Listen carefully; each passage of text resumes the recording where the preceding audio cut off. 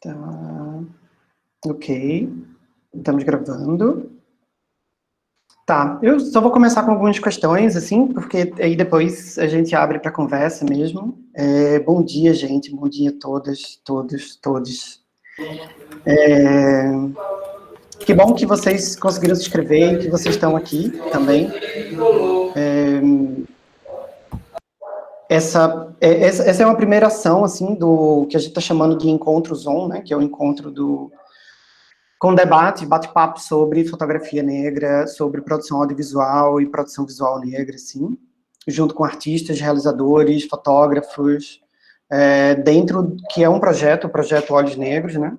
O projeto ele é um projeto de pesquisa que está dentro do Departamento de Comunicação Social, da UFRN, e do Programa de Pós-Graduação em Estudos da Mídia. Ele é coordenado por mim, Daniel Meirinho, e pelo Rodrigo Almeida também, que a gente é professor lá da UFRN. Tem vários participantes e colaboradores, bolsistas, alunos, o Gabriel Ripardo, a Kellen, a Carmen, a Sandra, a Railena, o Richardson, Vinícius, Laerton. O projeto está fazendo 1 ano agora, no mês de agosto, né? E a ideia inicial do projeto, quando a gente iniciou, é meio se juntar a algumas iniciativas que já estavam acontecendo, de coletivos, né? Tipo a Afrotometria, o Projeto Afro, o Negras Fotografia, o Projeto Fotógrafas Negras, que é essa tentativa meio de mapear, né? Catalogar, ter uma ideia do que seriam esses produtores fotográficos que se autodeclaram negros no Brasil, assim, que atuam, né? Hoje a gente tem um perfil, que eu acho que quase todos vocês devem conhecer no Instagram.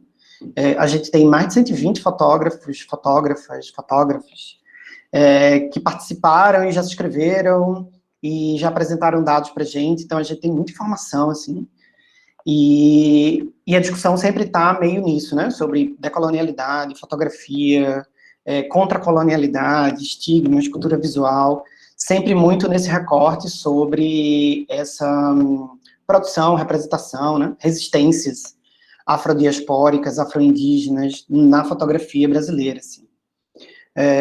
Hoje, a gente está super feliz, porque a gente está começando algo que a gente está pensando já há um tempo, assim, que é botar para fora, externalizar um pouco essa conversa, né, com bate-papos, assim, com artistas, sobre a sua produção, sobre seus processos criativos, a circulação, e as problemáticas que envolvem essa existência, né, na racialidade e sobre essa representação desse corpo racializado, assim.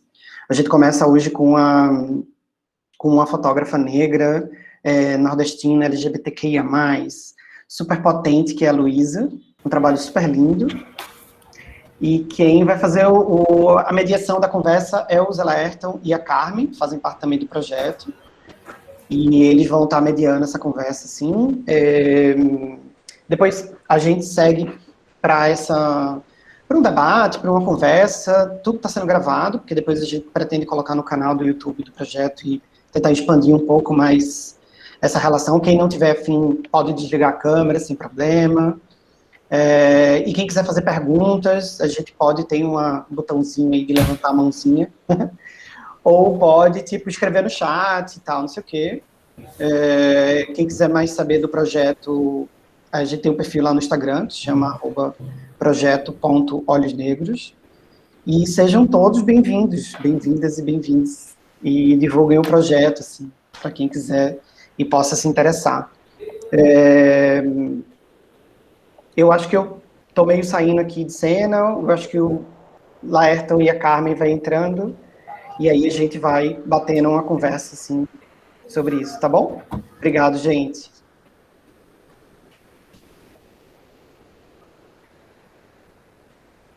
Com vocês. Então, gente, bom dia. Acho que a gente vai se apresentar primeiro, né? Acho que o Daniel falou um pouco já no início. Meu nome é Carmen, eu sou estudante de audiovisual da UFRN. Também trabalho com fotografia, inicialmente ainda. E é isso, a gente vai estar conduzindo com Luísa a conversa de hoje. Se o Laerson quiser falar agora já, para a gente começar a dar início. Eu sou o Laerton, sou do mestrado em Estudos da Mídia, da UFRN. Sou um ser híbrido, né? Estou me descobrindo agora meio psicólogo e meio artista visual. É isso. Oi, gente, bom dia. Meu nome é Luísa. No Instagram lá, o meu arroba é ressignificar. Sou fotógrafa, produtora cultural, né? E tenho participado hoje da coletiva Mulungu, que é uma coletiva aqui de arte, de produção de espaços culturais, voltado para pessoas pretas e indígenas, né? E dentro disso também fazendo circular a fotografia também, né? Com exposições, com também um espaço de venda para os fotógrafos de poesia mesmo. É a primeira batalha de poesia de pessoas pretas aqui de Sergipe. E fico muito feliz de participar dessa coletiva e também muito feliz em estar aqui e receber esse convite de vocês. Para mim, me sinto honrada mesmo de abrir esses bate-papos do projeto Olhos Negros, que já acompanham há algum tempo, né? E é isso por enquanto. Eu faço muita coisa, gente. Eu vou falando aos poucos, assim, lá Ayrton sabe como é. Vou falando aos poucos. Atualmente é o que eu tenho exercido.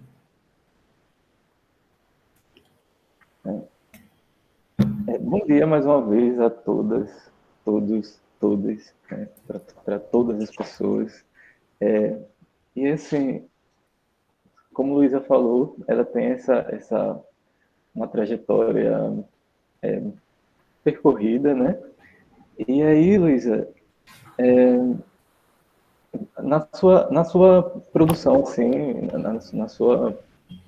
no seu fazer, tem é muito marcante essa coisa da experiência individual, né? Assim, né? Você tem até um projeto que pensa que é o cotidiano afetivo, né? Essa coisa o cotidiano de pessoas pretas, ele tem uma afetividade e essa afetividade ela pode ter um suporte de expressão, né? Assim, mas o que eu quero trazer disso é como é que eu queria ouvir de você um pouco assim, justamente sobre essa trajetória, assim, e essa relação com o cotidiano, sabe, assim, essa relação com essa dimensão micro, assim, que está muito marcante até quando você traz a sua, quando você coloca lá, tipo, vivi entre a periferia e o interior, transitando entre mundos que forjaram o meu caminho até a fotografia. Como é que foi esse caminho, assim? Então, o Cotidiano Afetivo é um projeto que está nascendo, né, da minha necessidade de olhar para o ser preto a partir da diferença, principalmente. E aí eu vou contar um pouco da minha história, né, para entender porque eu tenho tanta curiosidade do tipo em realmente defender que é necessário que as nossas trajetórias individuais, enquanto pessoas pretas, indígenas, pessoas racializadas, sejam contadas, porque é nela que se faz a memória, né? Eu nasci num lar que não era evangélico, mas muito cedo, aos 5 anos de idade, meu pai se converteu e falo disso porque é algo que mudou totalmente a minha vida, né? Então, durante muitos anos, o que eu vivi foi uma experiência do que é ser evangélico dentro da periferia. Então, o sentimento de estar desajustado, não me sentir encaixada em nenhum lugar, ou até viver muito solitária mesmo com os meus pensamentos, tinha a ver muito com o fato de eu ser evangélica, meu pai sempre privar a gente desse espaço público, então a gente estava sempre muito em casa, de casa para a escola, sabe? Da escola para casa e aos cultos. Essa era a nossa rotina. Então, a forma como o meu pai, os meus pais, né, me ensinaram a me colocar no mundo era sempre numa forma de você tem que estar bem arrumada, você tem que estar bem vestida, você tem que estar cheirosa, você tem que, sabe, você tem que ser uma boa aluna e você tem que se esforçar mais e mais e também toda uma visão e construção de mundo e de verdade foi construindo a partir de um prisma cristão.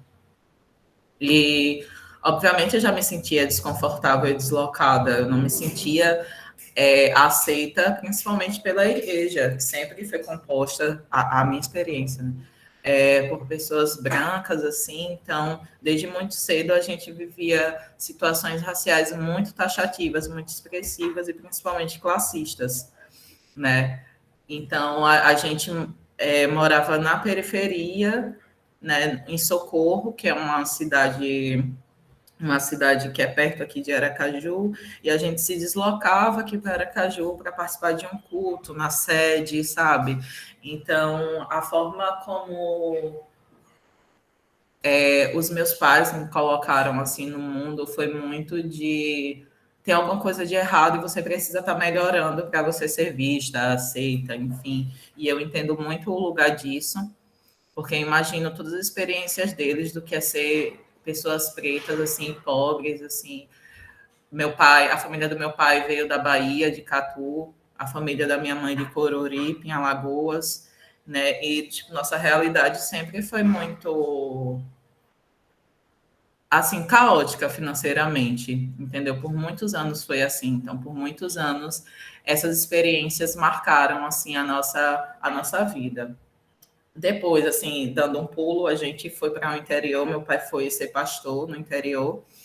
E aí a gente foi para uma cidade de 5 mil habitantes, assim, uma cidade bem pequenininha. E, assim, obviamente que a gente vai ter experiências de racismo em todos os lugares que a gente tiver, né? Porque é isso que fazem com o corpo preto.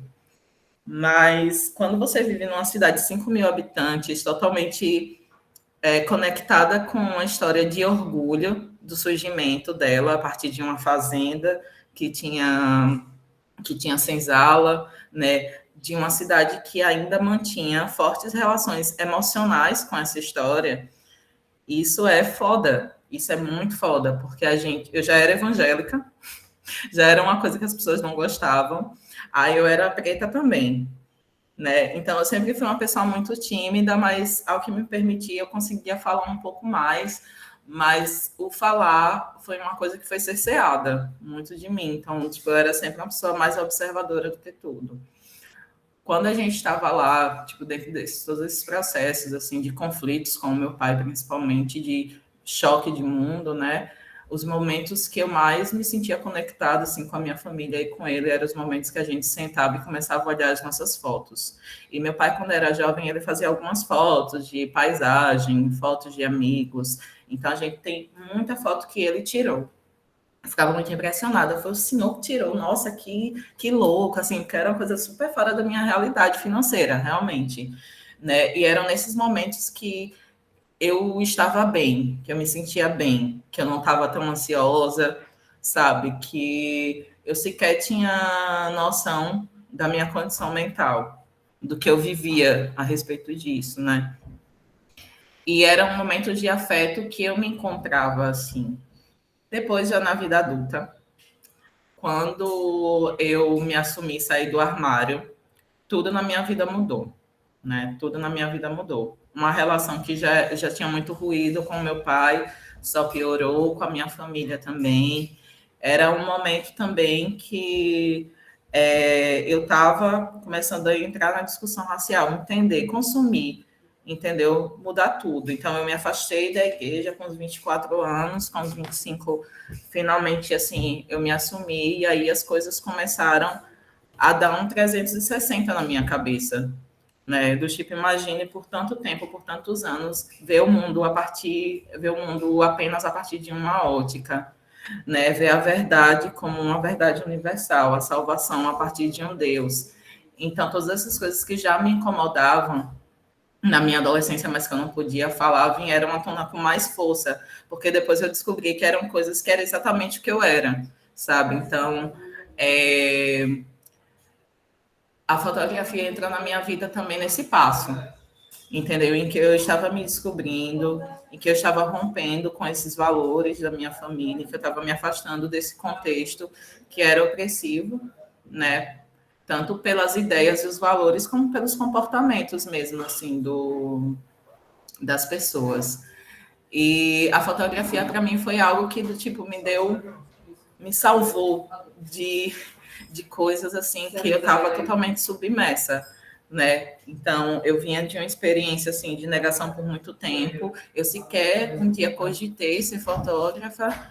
E, assim, é muito foda pensar como o racismo, ele já cesseia a gente no pensar, né? Estava conversando ontem com o Laerto, o sonho começa no pensar, né? E Laerto, tudo bem sonhar, sonhe, sabe? Se começa no pensar e esse pensar ele é cesseado, como é que a gente vai ter combustível para mudar a nossa própria realidade?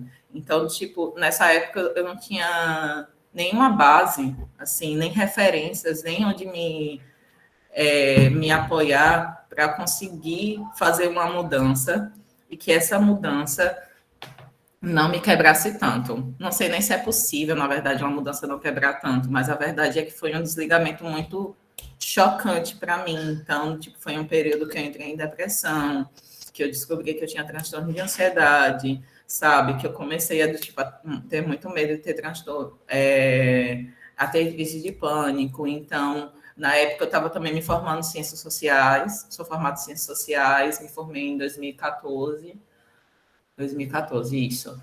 E aí, desemprego, né, toda aquela situação. Então, nesse momento, o único contato que eu tinha tido com a fotografia foi na universidade, tinha feito alguns ensaios, mas nunca tinha pensado e elaborado, né? Porque eu nem sequer me permitia, do tipo, pensar em formas e possibilidades de comprar uma câmera e sequer de desenvolver. Em 2017 que eu consegui, do tipo, ter esse tino e essa força, eu ganhei uma câmera, na verdade, uma Sony H100, aí eu comecei a tirar fotos, assim, do dia a dia, enfim. E em 2017 eu fiz uma oficina com uma amiga, uma fotógrafa chamada Janaína Vasconcelos, aqui de Aracaju, muito foda também. Depois eu compartilhar o perfil dela aqui. E foi aí que eu comecei a elaborar essas possibilidades, porque aí eu comecei a pensar que eu talvez tivesse capacidade, Olívio, do tipo, esse era o pensamento. Mas foi um momento que eu estava dando aula na época, na escola, e aí tudo que eu ganhava nessa escola eu colocava na câmera.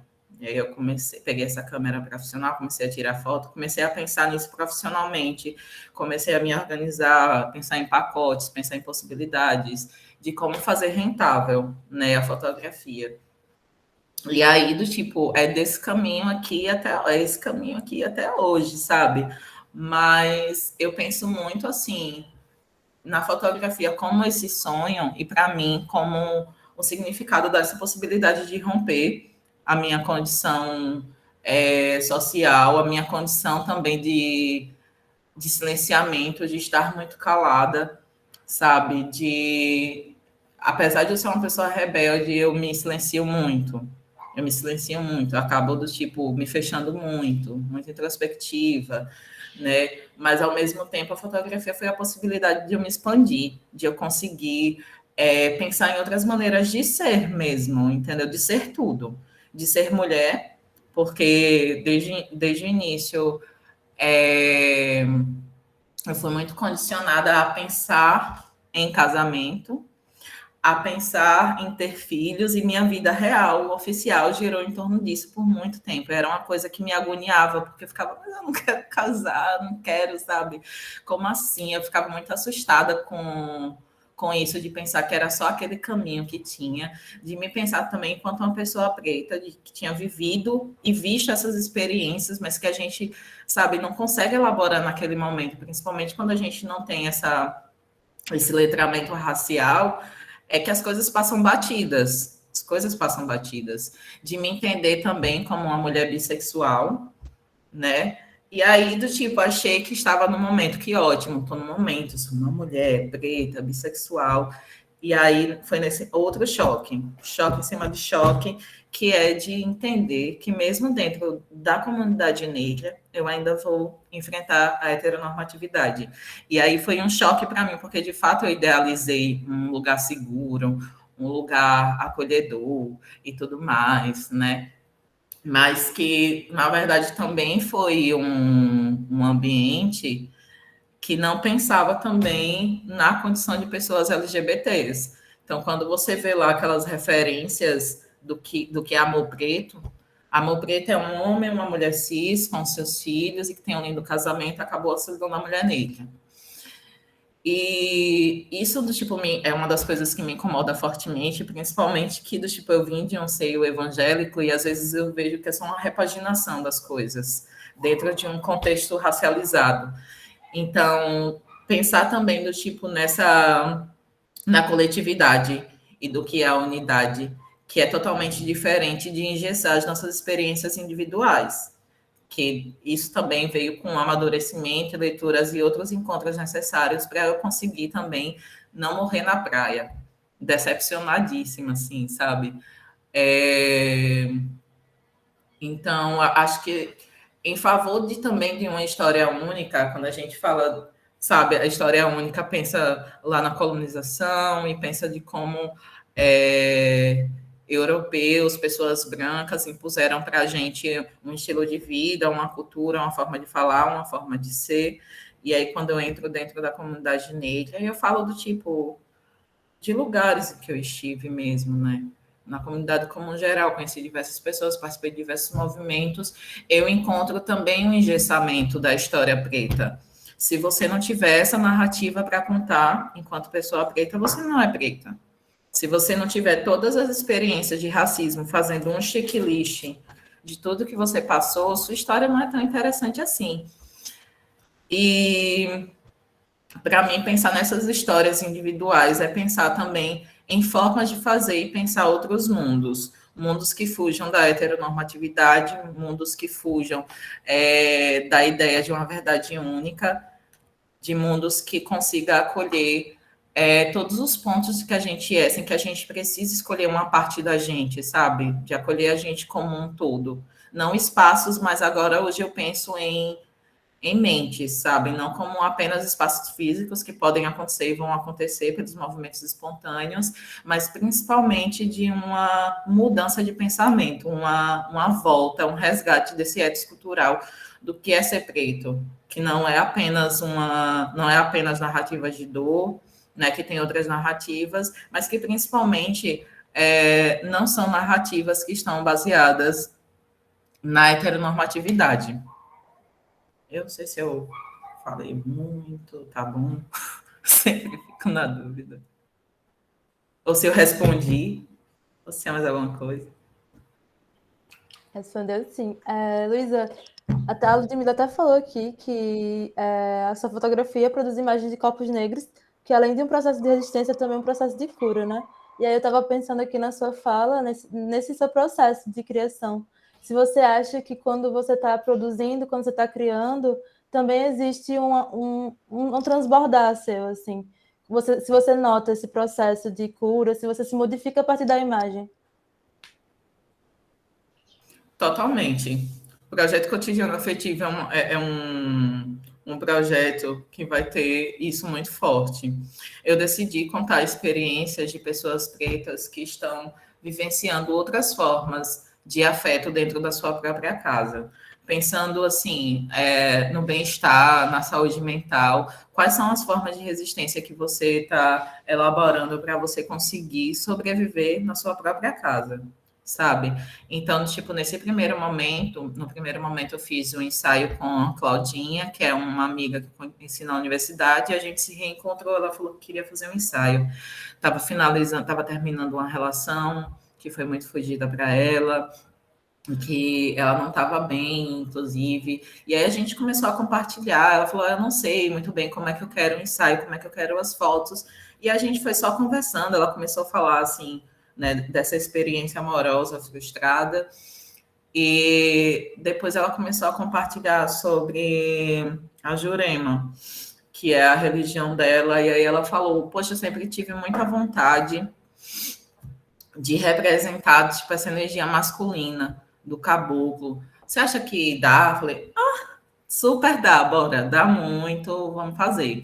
Foram algumas fotos que eu compartilhei com vocês, que foi publicado lá no perfil do projeto, e tipo, foi um momento que eu não quis com ela determinar assim quantas horas seria o nosso ensaio, porque eu percebi que existiam muitas coisas ali para explorar e principalmente para conversar, porque assim a fotografia não é só tipo você ir lá e tirar a foto, ela começa antes, no falar, no pensar, no ouvir, né? Nesse diálogo para entender como a pessoa também quer ser retratada. Então, para mim, a minha fotografia não é só minha. A minha fotografia é de quem está criando a maquiagem, é de quem também está ali, né, sendo fotografado. Ele vai falar como é que ele quer ser visto para ele mesmo. E a partir daquilo eu também boto o meu olhar. Eu vou vendo de que formas eu posso retratar esse momento da pessoa. Também como espectadora, né? E aí,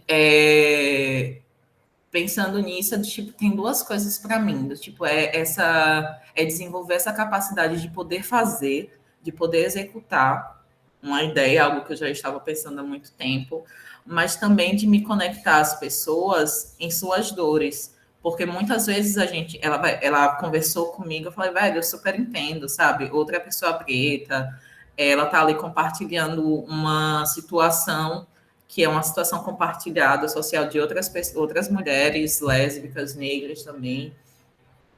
E eu acho que do tipo, a forma como eu vejo a história dessas pessoas que eu estou retratando é uma forma também de encontrar caminhos para mim, saídas para essas mazelas que, né, que estão dentro de mim, de juntar esses cacos que estão distribuídos assim pelo chão e eu vou juntando à medida que eu vou me entendendo e sendo mais consciente a respeito da minha existência, a respeito da forma como eu vivo, e entender que se antes, né, eu me via como aquela menina que não podia fazer nada além de aceitar o seu destino enquanto mulher, hoje eu vejo que eu posso criar novos mundos, pensar em outros mundos, pensar em outras possibilidades de saída, pensar em outros formatos de família.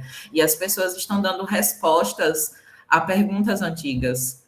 As pessoas dentro do seu cotidiano, elas estão respondendo formas de sobrevivência. E é isso que eu quero retratar no cotidiano afetivo, sabe? Como as pessoas estão fazendo para lidar com isso e transformar em outra coisa. E também ali daquele momento, transformar para ela aquele momento, que pode ser um momento de dor, sim, entendeu? Porque a gente precisa, sim, se mover além da dor, mas é preciso nomear a dor antes disso, né? Entendê-la, ver como você se relaciona com ela.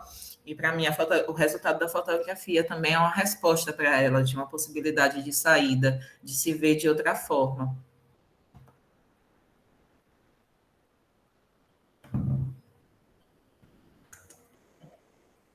Luísa, eu apreendo você como um artista, assim, com várias facetas, assim, tipo, e que tem uma produção extensa, né? Com vários projetos. Só uma coisa assim, eu sou de Aracaju também e Luísa fez um projeto que ela fez a cidade, né, usar turbante, né, assim, tipo, na época do Por Mais Turbantes, eu me lembro que era muito marcante, assim, eu saí de ônibus e aí várias pessoas, né, com turbante, assim, pela cidade, eu ficava, que massa, conseguir fazer esse tipo de mobilização, assim.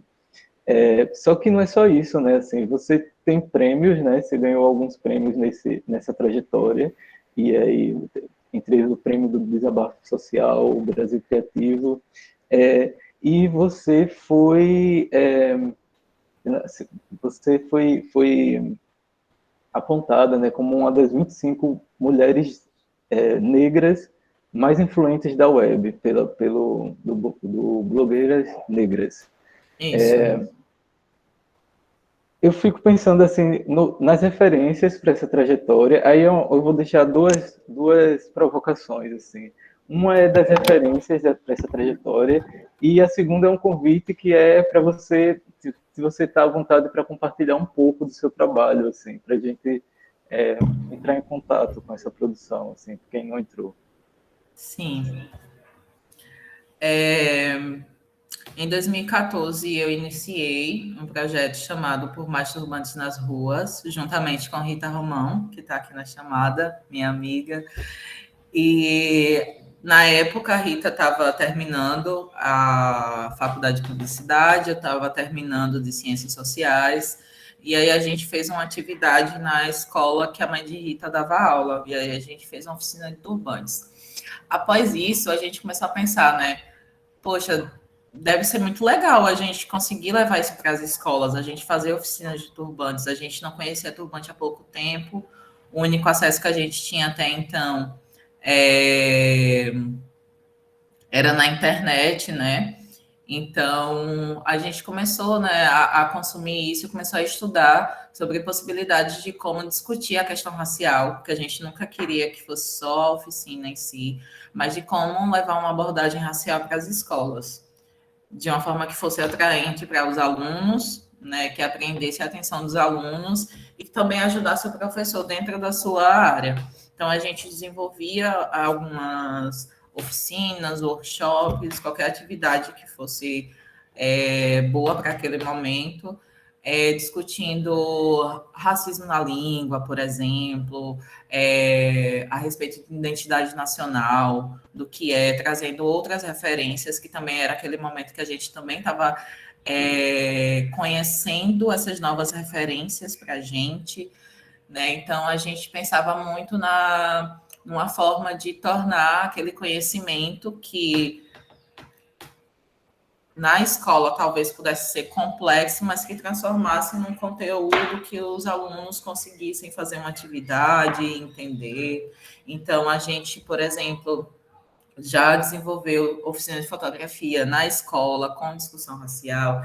A gente fazia também oficinas de escrita com os alunos, né, para eles falarem mesmo da situação deles, do que eles estavam passando, assim, era sempre muita.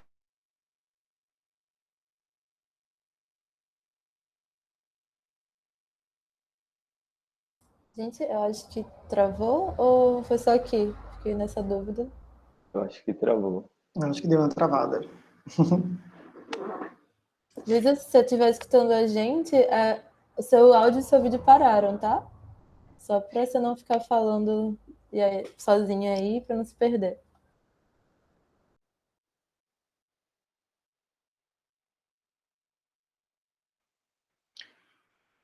Os percalços do remoto. A gente podia ir abrir no Instagram dela para dar uma apresentada enquanto ela volta, né? Consegue abrir aí, Carmen? Eu posso mandar. Eu acho que ela saiu da reunião. Deixa eu ver aqui.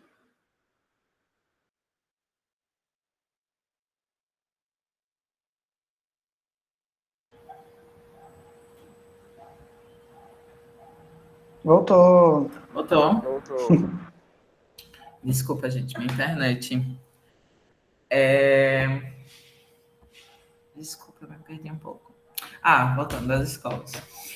E foi nessa época, assim, da execução desse projeto nas escolas que a gente ganhou esse prêmio de cultura afro-brasileira lá em São Paulo.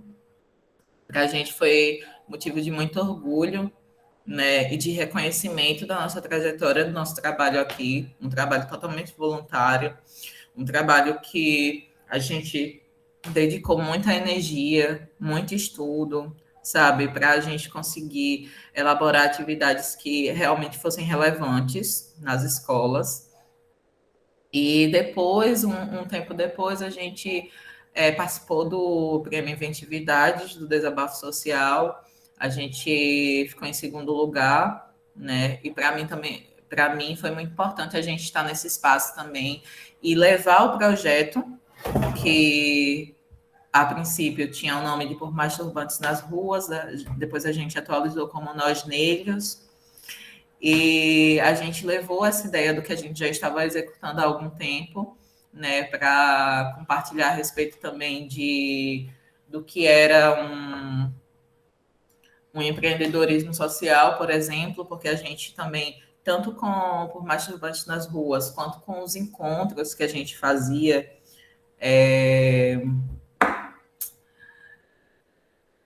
chega, me perdi um pouco. Sim, lembrei. Tanto nos encontros quanto nas escolas, assim, a gente sempre tentava conectar empreendedores, né, neles e para que eles compartilhassem o que eles estavam criando também, para que estivessem inseridos dentro de uma rede de empreendedores pretos, com clientes, né, com pessoas que tinham interesse naqueles produtos e iam consumir para que conseguissem uma clientela. Então, a gente sempre, do tipo, conectou assim, a gente vai produzir discussões a respeito disso, a gente também vai produzir espaços para que as pessoas se encontrem, falem das suas ideias, e aqui também seja um espaço que as pessoas possam ganhar algum dinheiro. Eu me perdi um pouco, gente, caiu, e aí eu... Mas você pode repetir, por favor, qual era a segunda pergunta? A segunda era se você se tinha vontade para mostrar um pouco do seu trabalho. Sim, sim. Deixa eu só... Eu compartilho a tela, né? Sim. Peraí.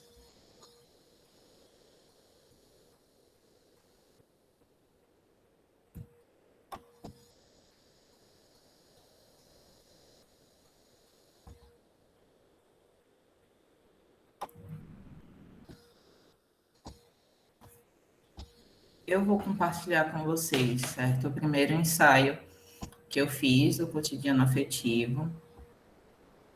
Eu só vou selecionar algumas fotos aqui que são mais íntimas. Eu não posso mostrar.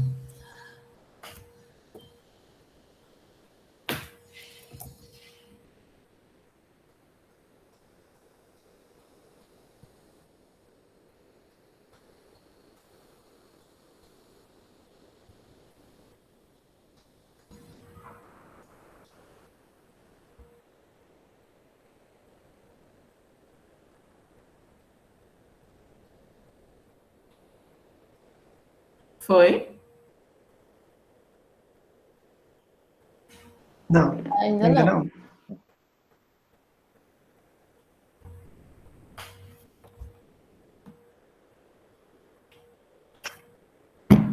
Tá parada aqui a imagem, deu uma... Congelou. Tu tá conseguindo ir nessa apresentar agora e apresentar tipo uma janela ou alguma coisa?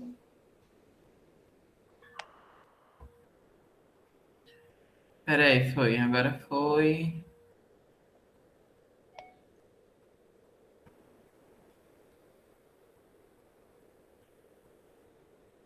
Estão conseguindo ver? Deu certo agora. Pronto. Esse ensaio, ele teve dois momentos. O primeiro momento foi onde ela queria representar o caboclo dentro da ideia da Jurema, né? Ela explicou para mim também como ela estava nesse processo de cura dentro do fazer religioso dela. E ela também compartilhou um pouco sobre autoestima. E aí a gente começou, nesse momento, trazendo alguns elementos que ela gostaria que estivesse na imagem, de coisas que ela gosta de usar no dia a dia. Sobre a autoimagem, a construção também da autoimagem dela, essa relação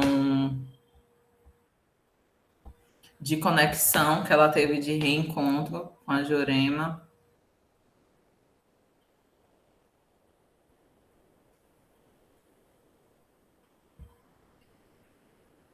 E aí eu pedi que ela simplesmente, né, se conectasse com ela e me falasse não, me mostrasse o que é que ela gostaria, né, que eu fotografasse.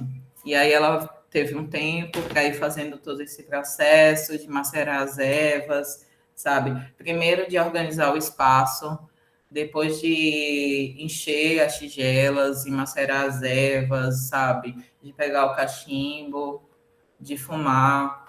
Então, eu fui acompanhando o que ela queria apresentar para mim. Essa é uma foto que está lá no perfil também. E faz parte disso. Era algo que também tinha muito a ver com essa autoimagem, né? Ela conversou muito comigo de como ela queria se ver de outra forma, como ela queria se reconectar com ela mesma, sabe? De entender capacidades, valores, enfim, mudar a percepção de si. Para mim é muito importante que a gente encoraje pessoas a fazer um discurso sobre si, a se apresentar como gostaria, né, como deseja. Então, para mim, esse é o ponto de vista que ela também escolheu para revelar no ensaio. Né? A gente fez um apartamento aqui em Aracaju mesmo. Essas são algumas fotos. Vocês têm alguma dúvida? Eu vi algumas pessoas levantando a mão.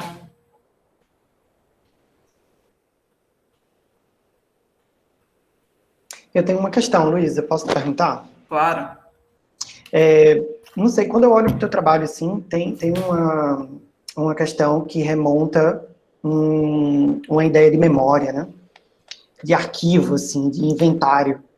E aí parece que esse inventário, principalmente na fotografia do povo negro, do povo afrodiaspórico brasileiro, indígena, parece que de alguma forma foi apagado, né, silenciado, ou a sociedade realmente nunca teve a preocupação com essa história, né, com essa memória, assim.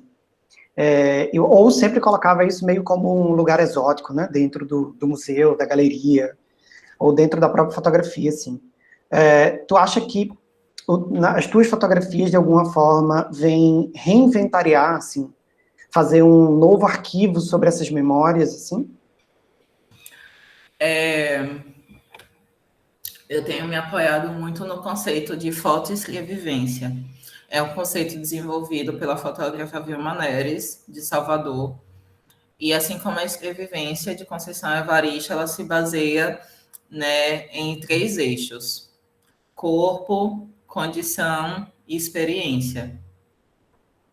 Esse corpo, né, é onde mora esse lugar afirmativo, ou da possibilidade da afirmação dos traços identitários contra todos esses estereótipos e a forma como fomos representados por muito tempo e ainda somos, na verdade.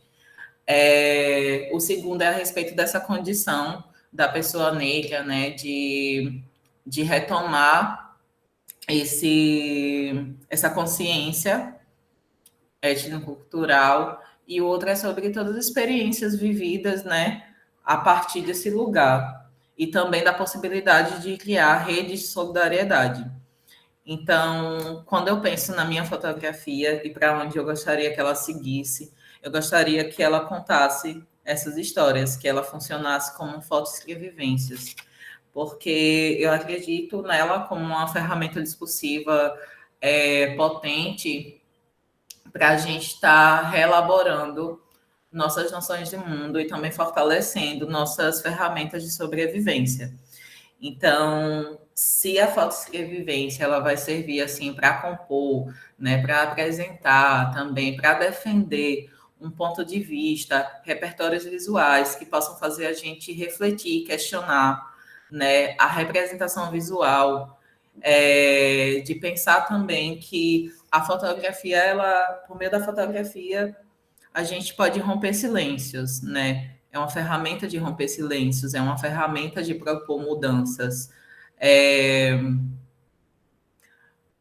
Para mim, do tipo, ser representada por outra pessoa preta, representar outras pessoas pretas e estar nesse diálogo, nessa construção de um outro lugar sobre o registro também, que não seja invasivo, que não seja objetificador, que não seja tão degradante como foi e está sendo ainda nos últimos anos, a forma como também a mídia veicula a nossa imagem, né? Então, do tipo, pensar numa consciência racial é pensar que a gente está dando novos rumos também para a fotografia, né? Que é a possibilidade também de pensar para a posteridade essas saídas que achamos nesses tempos que estamos vivendo. É difícil pensar o tempo de hoje quando estamos vivendo ele, mas é preciso ter em mente que a gente precisa fazer, né? A gente precisa fazer. Sabemos que existe um sistema racista, sabemos que existem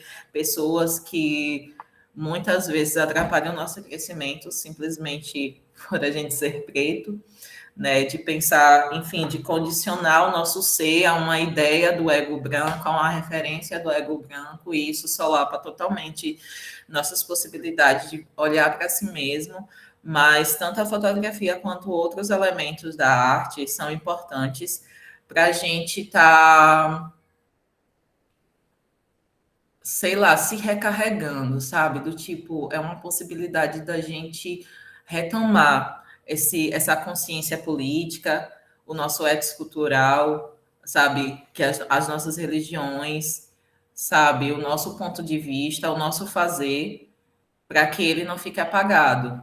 Então, se há uns 20 anos a gente tinha uma produção fotográfica de pessoas negras, né, num contexto muito escasso, hoje a gente vivencia uma ascensão na narrativa fotográfica de pessoas que estão produzindo e fazendo, mas é importante a gente notar qual é a condição social desse negro de hoje também, né, porque a gente trabalha muito nesse sentido também, de reunir essas memórias, essas experiências, para que outras pessoas possam lidar com questões mais adiante e que essas respostas estejam disponíveis também para a formação dessa identidade, para a formação dessa autorrepresentação, sabe? De ter realmente, de forjar esses repertórios visuais para que a gente não se perca num mundo totalmente rápido, sabe, de internet, de mídia, em que tudo tem que ser muito bonito e não se pensa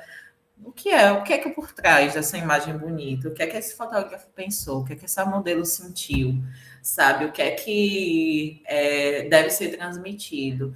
Então, sem olhar para a imagem de uma maneira crítica, a gente acaba sendo sugado totalmente pelo sistema que agora diz que é diverso, diz que encoraja a diversidade, diz que encoraja a inclusão, mas que, na verdade, está cumprindo novamente o seu papel racista de nos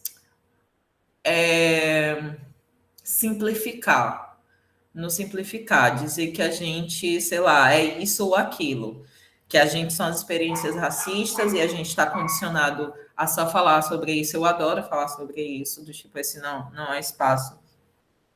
Quer dizer, esse é o espaço que eu gosto muito, mas falamos de outras coisas e a gente vê se encaminhando para isso, para que as pessoas só falem a respeito da dor, ou mesmo de ir para outro ponto, que é uma hipersexualização, que para mim, do tipo, não é a nudez que é hipersexualizadora, né? É o olhar objetificador que faz isso. E se estamos, né, pensando em romper essas coisas, a gente também tem que reelaborar essas narrativas. Por exemplo, pensar no ponto de vista mesmo de, sei lá, de como seria outras experiências não convencionais dissidentes, inclusive dentro da comunidade negra. Como é que ontem o Laerton, a gente estava conversando, né? E aí ele perguntou, né, a respeito de como eu via, como eu me sentia, como eu lidava, como as pessoas iriam ler a minha imagem. Eu falei, é muito difícil, assim, já, né, me preocupei muito com isso. Hoje eu estou muito mais preocupada no que eu vou criar e no que eu vou aprender, onde eu vou me basear. E as outras coisas, sabe? Eu não tenho controle sobre isso. Mas também de entender que aquela pessoa que está vendo as minhas imagens, que estão vendo as imagens, também estão inseridas no contexto sociocultural, inclusive que tem suas visões e valores. Então, se eu vou mostrar para vocês agora só um momento. Em 2019, eu fiz uma série de imagens de uma festa chamada Fugácida, aqui em Aracaju, que é um espaço, sobretudo, LGBT, que tinha muitos corpos racializados, sabe? É um universo que eu não pertenço, que é o universo da música eletrônica, mas fui convidada para fazer esses registros e só quis fazer isso porque para mim era uma materialização dessa possibilidade de pensar em outras formas de vida, em outras histórias de pessoas que estavam também postulando, né, o que era negritude, o que é negritude. Então, deixa eu só me dar um segundo para eu pegar aqui rapidinho as fotos.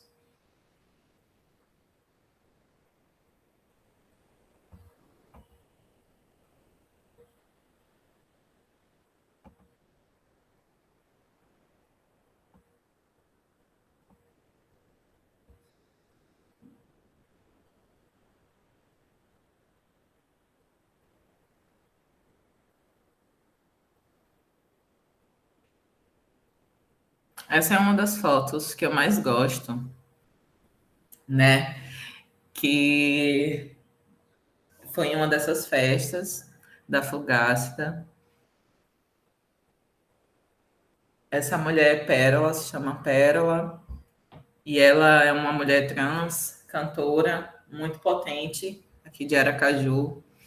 E, assim, ver a espontaneidade, ver ela dançando, assim, sabe? Ver ela se expressando e ver aquele corpo preto se movimentando naquele espaço, que não era um espaço meu.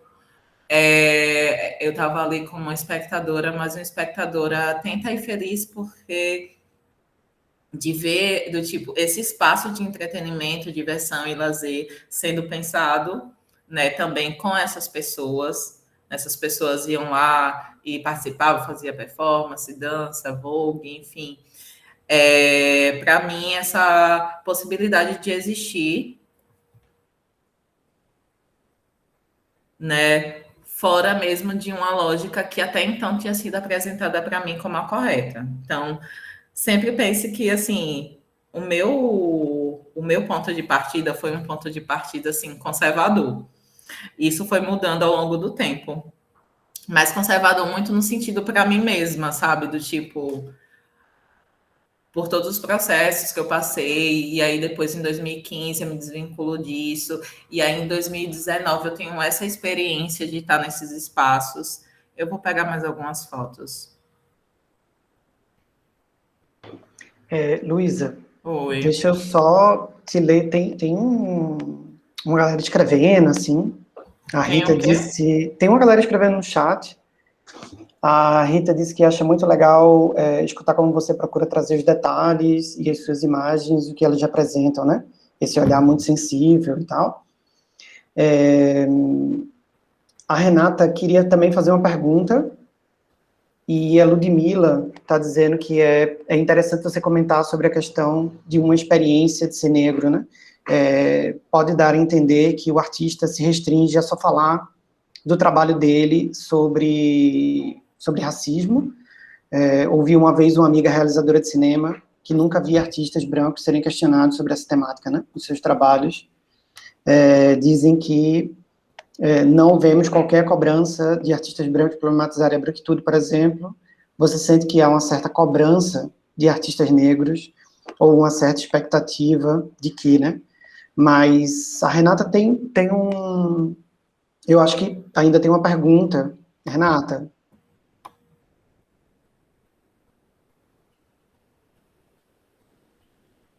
A Renata não vai poder falar. Tá, beleza. Então, tu pode trazer também um pouco sobre essa questão que a Ludmilla falou, assim, que é essa meio cobrança de se você é um corpo racializado, você tem quase uma obrigação moral, ética, política, de trazer sempre o tema, e aí você está preso um pouco disso, qual é essa questão da liberdade, né, do direito de produzir e contar outras narrativas que não sejam atreladas a isso. Eu acho que quando as pessoas entenderem, né, essas pessoas que abordam dessa maneira, que falar de racismo ou sofrer racismo não é o traço mais forte da nossa identidade, vão poder compreender que, sabe, só em você tá... Imagine, sei lá, uma pessoa que está ali escrevendo textos, sei lá, fazendo poesia sobre amor, por exemplo, sobre relações. Essa produção em si, ela não precisa falar de racismo para ela ser uma produção preta, porque aquele corpo está produzindo isso. Aquilo é preto porque, né, vem de uma elaboração de uma pessoa negra. É também uma experiência racial. Então, as pessoas acham que experiências raciais são aquelas em que você fala que o racismo é assim, assado, que você sofreu isso e aquilo, né? Mas as experiências raciais é toda a nossa experiência de vida. A gente está aqui discutindo sobre isso, sabe? A gente daqui a pouco vai fazer outras coisas durante o nosso dia, e isso faz parte e é importante para mim. Essa ideia de que você é preto e você só tem que falar da temática racial ou abordar ela vem desse mesmo lugar que você, enquanto pessoa preta, não pode divergir de alguma abordagem a respeito de uma realidade, certo? Então, por exemplo,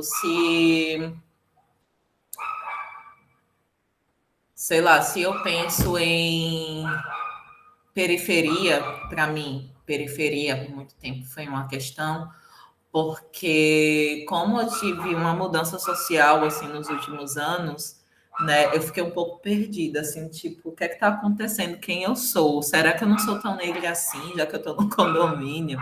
Sabe? Gente, é paranoia mesmo, são coisas que consomem nossa mente mesmo, assim, de culpa por, sabe, ter o mínimo, coisas que eu nunca tive antes. Mas parte da mesma ideia que a única experiência da periferia é uma experiência em que você está na rua, sabe? E assim, obviamente tem o valor, né, de você estar produzindo, de você ser um artista e estar no picho, e de você estar no hip hop, no lambe, em outros tantos espaços como esse, né? Mas também existe uma periferia cristã. Também existe uma periferia que não se conecta com essas formas de fazer arte negra, né? E não se conecta simplesmente porque conflito geracional, porque as pessoas têm outros interesses. E essas outras pessoas negras ou pessoas periféricas que estão nesses lugares são menos periféricas por causa disso, tudo caminha para uma essencialização do que é ser negra. Tudo caminha de novo, né, para uma forma de nos anular enquanto indivíduos, né? Então, eu acho que, assim, ninguém vai chegar para a gente, por poucas pessoas vão chegar e vão defender isso. Se a gente não compreender que a gente, sabe, somos pessoas negras, estamos aqui em rede, mas individualmente temos nossas histórias, e isso é importante, né? E que, além de tudo, a gente tem que se colocar, né? A gente tem que dizer e dar o tom para o que a gente quer produzir. Eu sei que é foda, porque é uma questão de.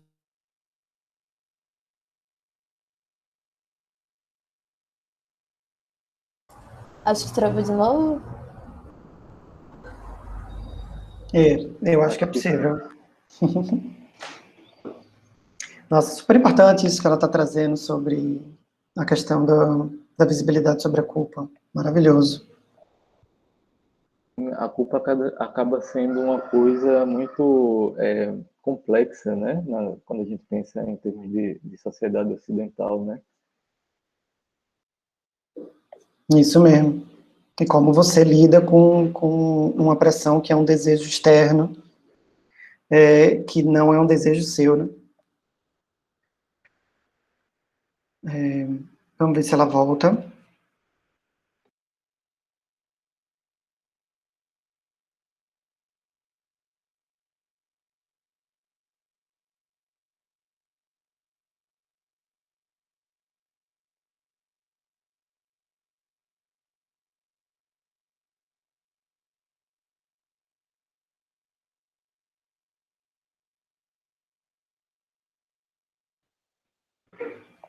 Tá, gente, tô tentando mandar aqui mensagem para ela. Essa coisa de você caiu virou uma realidade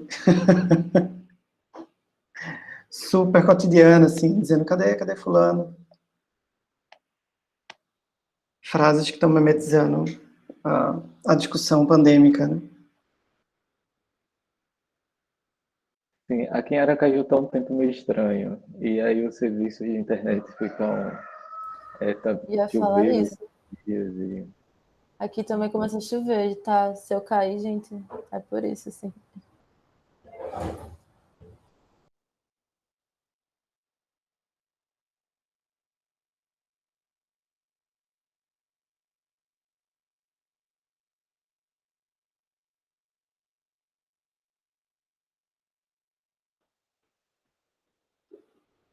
Eu mandei mensagem para ela, estou esperando ver se ela vai voltando com isso. Mas não sei, quem quiser também comentar alguma coisa, Ludmila também, a questão que a Ludmila está trazendo é super interessante sobre essa obrigatoriedade, né, da discussão, e vários artistas têm discutido muito essa questão dessa cobrança, né, da obrigatoriedade de um posicionamento político, assim. Heloísa, eu acho que teu microfone está desligado.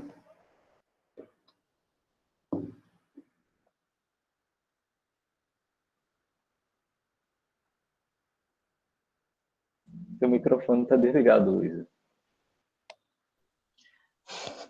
E aí?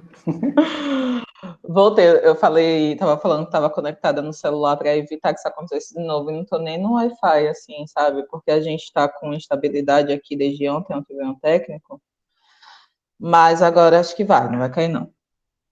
Eu acho que o Laerton e a Elane têm perguntas também. E aí, Laerton, tu quer ir primeiro? Tu quer ir com a Elane? Elane pode ir. Uhum. Oi, gente, bom dia. Oi, bom dia. Vou pegar a câmera agora, tá? Mas eu vou aqui. Eu estava tentando escrever no chat, mas aí ia ficar muito grande. Não é bem precisamente uma pergunta, né? Porque eu acho que a Luísa, Luísa, tem um trabalho muito potente, né? Assim, ver todas as imagens já é muitas respostas, assim. E aí a gente fica pensando, né? E se inspirando. Só para localizar, eu estou aqui no Ceará, interior do Ceará, né? E eu fiquei me alimentando também nos últimos tempos muito sobre a questão dos arquivos familiares, né? Que também é uma forma da gente saber de onde viemos, de alguma maneira, né? E aí eu fiquei me questionando, né? Muito acessando algumas falas também da Natália Grillo, né? Que é antropóloga, e sobre essa questão de uma certa rotulação que a gente tem herdado, né, de experiências da escassez, né, do corpo negro, assim. E a fotografia se alimentando de alguma maneira na sua história única dessa caracterização, né? Corpos negros são escassos, né? Eles passam, né, por experiências da carência, enfim, do infortúnio, né? São experiências sempre da falta, né, da ausência. E aí isso, lógico, vai matizando também o nosso imaginário, né, e aí o que a gente percebe nas fotografias que vão sendo mesmo sinalizados como essa herança, né. E aí, por exemplo, muito remexendo, né, histórias familiares, a gente vai entendendo que não necessariamente, né, isso é a única história possível para os corpos negros, né? Eu pelo menos nas minhas pesquisas, chegando até na geração do meu bisavô, percebi ali que não necessariamente era uma história de uma família completamente empobrecida, né? Mas existia, sim, posses envolvidas, né? nessa família, lógico. Isso, com o tempo, foi apagado, né? Os documentos não chegam até nós, então a gente tem essa dificuldade. Mas é mais para pontuar, né, o quanto essa questão da escassez, ela também nos foi contada de forma violenta, né?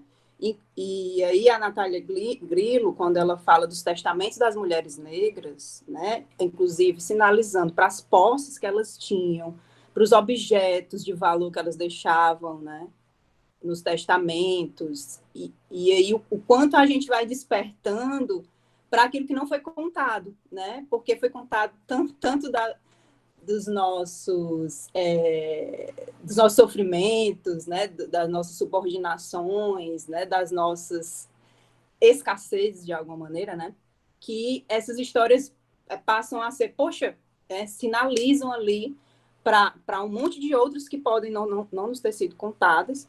E aí, no caso dos testamentos, né, dessas mulheres, a gente vai percebendo que sim, elas tiveram cuidado com suas posses, até como tecnologia de sobrevivência, né, ao deixar essas heranças como forma de outras pessoas sobreviverem, né. Então, assim, acho que quando eu vejo teu trabalho, eu também tento metaforizar dessa forma, né? Que você também está deixando, de alguma maneira, um legado, construindo essa memória para que outros também possam se amparar, né? E ali persistir em algum tipo de outra narrativa ou se inspirar em outras narrativas que não sejam só dessa escassez, né? Dos corpos negros. E aqui só, né, para dar essa indicação, gente, vale muito a pena a gente acessar essas pesquisas, sabe, que são de um outro lugar, que falam de uma outra experiência de mulheres negras, né, que falam principalmente por via dos testamentos, por via, né, das cartas de alforria, quando sinalizam para essa riqueza, né, que não tem a ver necessariamente com a escassez. Mas obrigada aí, gente, pelo espaço, estou adorando.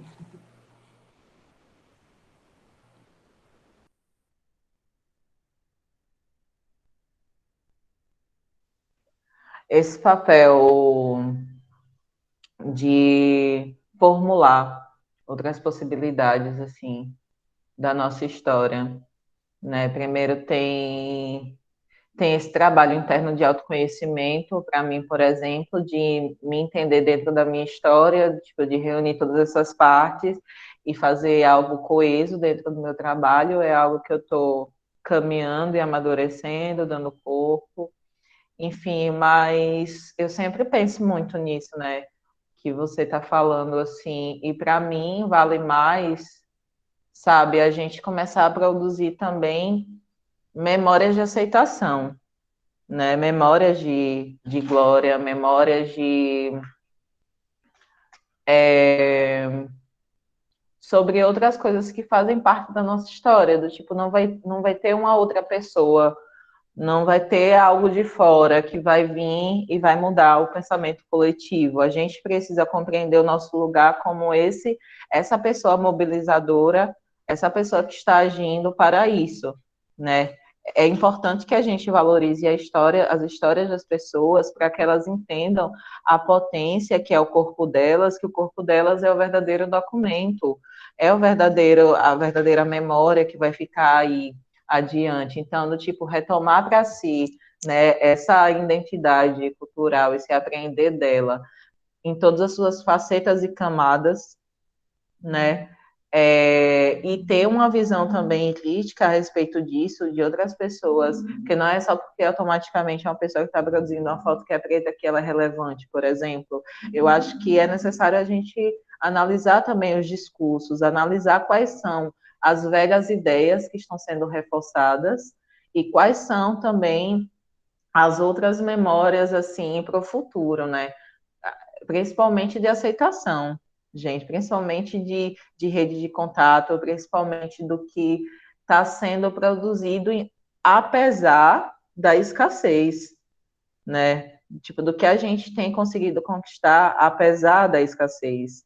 Então, assim, é isso, o nosso compromisso pessoal de questionar esses lugares que abrem espaço até a segunda página, que a gente só fale de racismo e de violência, de imagens que só reforçam também a nossa desumanização, a nossa degradação enquanto um ser humano. Então, eu acho que é um bom começo partir daí, sabe? Não esperar que algo de fora venha e aconteça, mas que a gente entenda esse papel crítico que a gente tem que ocupar na fotografia. Acho que a Renata voltou. Renata, tu consegue falar?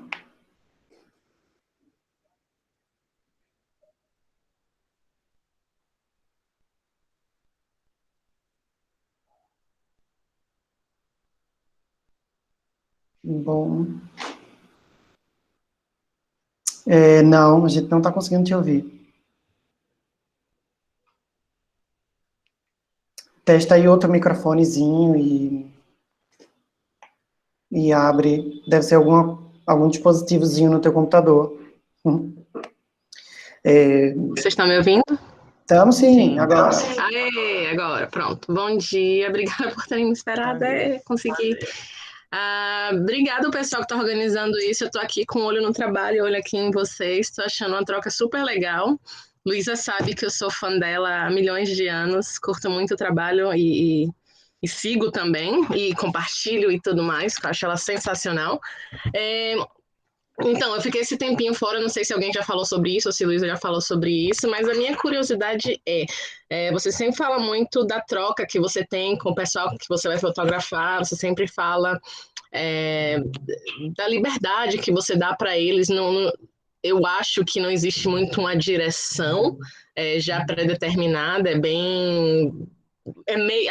meio livre, e você vai, né, vendo o que vai acontecendo e vai fotografando. Mas assim, e como é que é o pós, né? Que aí depois que a pessoa vê o resultado, depois que você vê o resultado, vocês conversam, vocês discutem se era esse realmente o resultado que vocês queriam, se tinha alguma coisa diferente que poderia ter sido feita. Como que é o pós, assim, de uma maneira geral? Depois que eu faço a entrega, assim, das fotos, eu dou uma semana mais ou menos, e aí já tô lá em inbox falando, oi, vamos marcar uma chamada, vamos conversar, quero saber, né, o que é que você achou. E assim, como, do tipo, não é uma conversa, do tipo, é só a continuação de algo que a gente já começou lá atrás, antes mesmo de realizar um ensaio. E, assim, para mim, o primeiro ensaio, que é esse que eu mostrei a vocês de Claudinha, para mim foi muito motivador, né? A forma como ela falou, assim, porque ela disse que, velho, ela realmente estava no momento de não se encontrar, sabe? De não ter onde se apoiar. Junto comigo trabalha também a maquiadora Jéssica, Preta Afro Make, que ela também tem, tipo, um trabalho muito humanizado, assim, eu acho que é o que deveria ser, né, gente? Acho que é o que deveria ser, de conversar com as pessoas, de ver o que é que ela quer, como ela gostaria de ser apresentada também.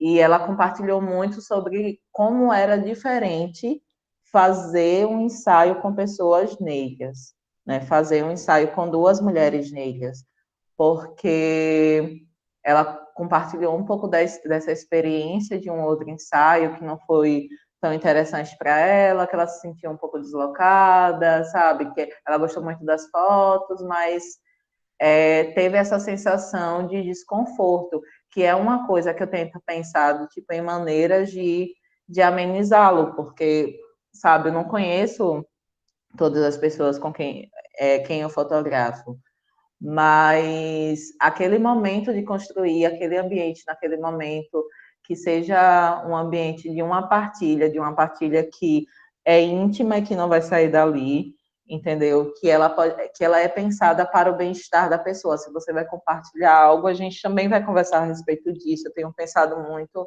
na necessidade de fazer alguns exercícios de respiração antes do ensaio, porque realmente é um momento que as pessoas ficam apreensivas, sabe?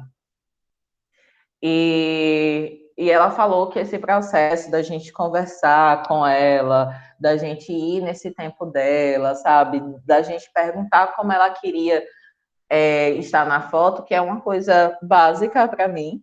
Tipo, se a pessoa não estiver confortável, sabe? Não tem como fazer uma foto. Eu nem me sinto bem, na verdade. Mas foi importante do tipo para mim ouvir isso, porque isso faz parte de uma elaboração que eu já estou pensando há algum tempo, de que forma é que eu vou lidar com esses corpos que por tanto tempo já são fragmentados e rompidos numa narrativa visual mesmo, que às vezes é tão simplista, né? Às vezes assim, simplista desde da degradação até mesmo a hiper exaltação, sabe? Do tipo, é negra, a mulher negra é Deus, e é isso, divindade, isso e aquilo. Não, velho, é uma pessoa, sabe? É uma mulher que está ali passando pelas questões. Às vezes, são coisas que as pessoas não se conectam. Isso aí você vai saber se você conversar com essas pessoas. Então, tenho pensado muito nisso, do tipo, de como deixar as pessoas mais confortáveis, principalmente partindo do ponto que é um corpo preto que já é por muito tempo, né, violentado de várias formas, principalmente simbolicamente, quando a gente pensa na imagem em si. Não sei se eu respondi, Renata, que eu sempre fico tentando explicar mais e mais e mais. Não sei se você ficou com alguma dúvida, mas pode falar, amiga. Não, entendi. Achei sensacional que você disse que você traz exercícios pré-momento de fotografar a pessoa, né? Trazer o lance da respiração. Eu acho que eu já vi você compartilhou no Instagram que você coloca música, o lance de você conversar com a pessoa. Eu acho que, assim, no meu humilde opinião, você está no caminho muito mais que certo para deixar a pessoa confortável e para que vocês duas pessoas, né, possam se entregar de uma maneira bem assim entregue e que saia um sucesso como sempre né, suas sessões de fotografia. Parabéns, obrigada. Obrigada, amiga. Sim, do tipo, desculpa, esse momento sei lá, de pensar também em músicas, enfim, qualquer coisa, desde a gente dar pausas, sei lá, para comer, que é uma besteira, é o mínimo, mas de botar uma música, de acender, sabe, um incenso, e, enfim, de estar mesmo calma, assim, realmente aberta para aquele momento. Eu vou sem hora para voltar e, sabe, entregue aquele momento.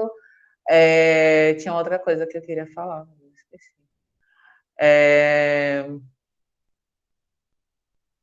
Sim, e aí, do tipo, a partir desse ensaio com Claudinha, né, a gente está construindo um texto sobre processo criativo também.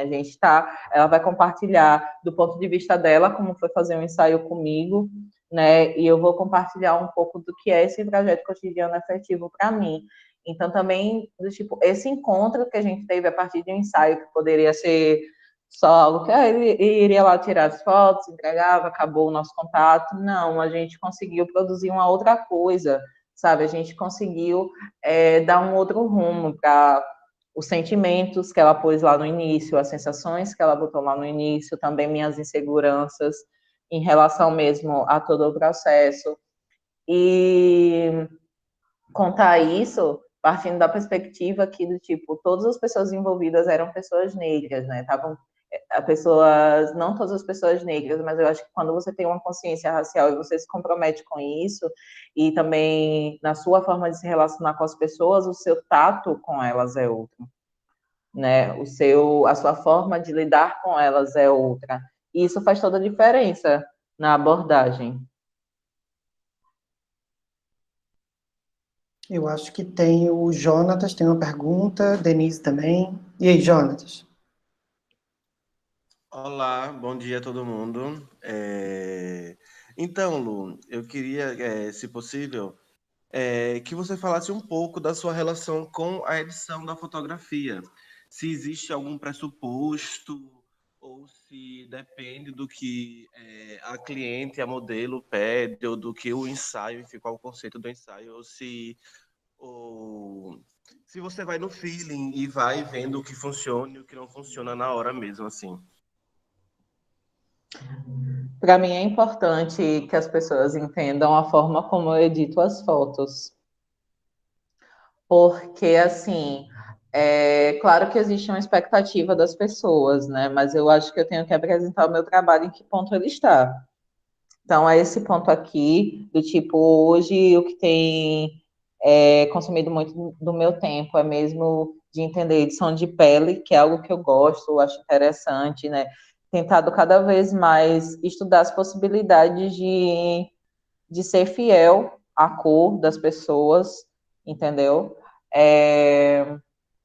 Mas eu tento, para esses trabalhos que esses ensaios estão sendo vendidos, eu sempre acabo seguindo uma coisa mais sóbria, sabe? Que não salte tanto os olhos, enfim, que as pessoas fiquem meio assim, não sei, porque é também algo comercial, né? Então, tipo, vou seguindo aqui, mas quando eu me permito, assim, claro, as pessoas também falam, né? Tipo, eu gostaria que fosse mais escura, mais clara. Eu acabo fazendo, certo? Mas quando eu tenho, tipo, mais liberdade, é o momento que eu mais me sinto conectada com a fotografia, porque eu tenho, né, a possibilidade de poder viajar, principalmente nas cores, sabe, na saturação, no contraste, que é algo que é muito forte para mim, que eu sempre estou fazendo nas minhas fotos. E eu acho que, do tipo, o estudo da pele também pensar mesmo de como representar essas pessoas, entendeu? De como essas pessoas vão ser ali colocadas e como elas vão se ver, né, a partir daquilo. Mas eu gostaria até de viajar mais em edição, é algo que eu estudo constantemente, edição, mas eu geralmente mantenho como o cliente quer. Quando se trata de ensaios, é isso que eu faço.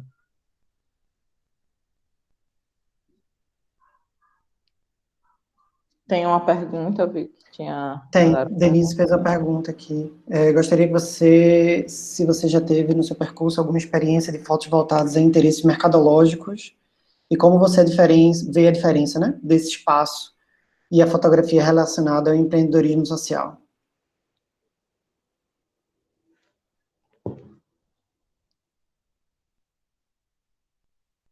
E como você vê a diferença entre esse espaço e o empreendedorismo social?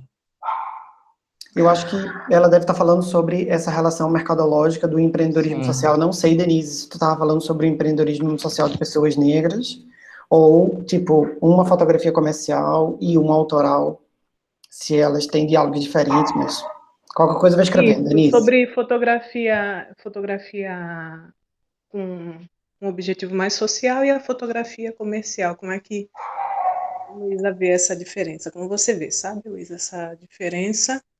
Eu não sei se eu entendi também, como você fala sobre empreendedorismo social, eu acredito que você aplica também, né? E é nesse sentido que eu queria saber. Não sei se eu consegui me fazer explicar, Daniel e Luísa. Sim, quando eu falei de empreendedorismo social, tipo, era sobre esses espaços mesmo culturais, onde a gente fazia essas feiras, mas pensando na fotografia, né, nesse ponto de vista, eu acho que tem uma, uma demanda externa e uma demanda financeira, né?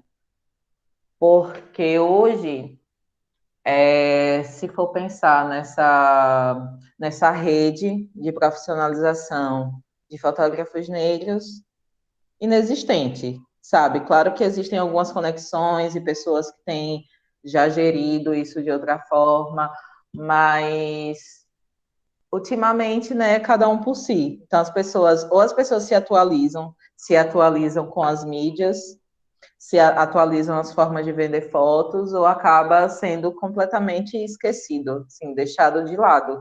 E isso não é algo positivo, tipo, sabe, eu não aceito como algo que é certo, mas é a nossa realidade concreta, é isso que está acontecendo.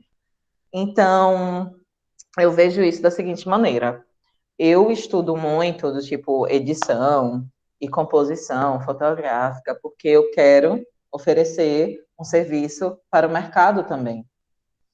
Então, eu me empenho nisso, porque eu sei que existe também uma cobrança externa de do que é uma foto boa, do que é uma foto bem feita. E geralmente é dentro daqueles conformes, sabe aquela coisa bem blogueira? E se você não souber editar uma foto bem blogueira, assim, talvez você não seja nem chamado para nenhum ensaio, né? Existem outros fotógrafos fazendo outras coisas, tendo outras escolhas, entendeu? De edição, de composição, e que suas narrativas são totalmente deixadas de lado em favor de responder à necessidade de um mercado que, de novo, está fragmentando a gente. E eu acho que essa questão, por exemplo, a foto que eu produzo, mesmo que eu produza para o mercado, sabe, eu produzo ela com base em meus valores, do tipo o que eu penso, o que eu gostaria de transmitir, sabe, mesmo que o cliente peça alguma coisa, isso tem algumas limitações em relação à criação, principalmente a rapidez, a rapidez que as pessoas querem as coisas, a rapidez da fotografia digital e como é que a gente se conecta assim com a nossa arte, né? Se tudo é tão rápido. Mas apesar de estar limitada um pouco a essas exigências do mercado, eu acho que também é uma oportunidade da gente botar em cena como é que a gente quer elaborar aquela imagem, como é que a gente quer fazer aquela imagem, e isso é